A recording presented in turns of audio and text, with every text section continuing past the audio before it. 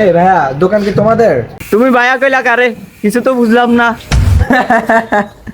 ভাইয়া আসলে তুমি আমার চিনো না, বুঝছো? তোমার মালিক আছে না, তোমার মালিকের ডাক দাও, তোমার মালিকের সাথে কথা আছে।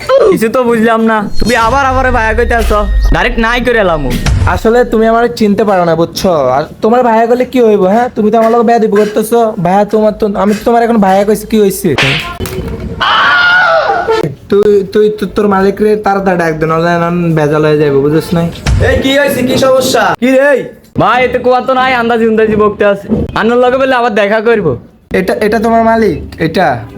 আচ্ছা শুনো, তোমার ওয়েটার আমার সাথে বেয়াদবি করছে, বুঝছো? তুমি তো আমাকে চিনো না, আমার নাম হচ্ছে গিয়ে হ্যাকার মামা, বুঝছো? আর তুমি তো দোকান টোকান চালাইতেছো, দেখছি দোকান তো ভালোই রানিং, ইয়া বুঝো না? দিতে হইব কিছু।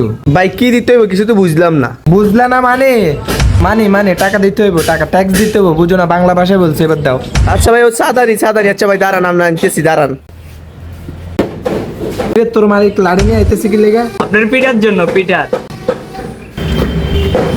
আইসি কোয়ান্তে দাঁড়াল মালাল, একদম খাইলাম, একদম পিড়ি খাইলাম সাইজ।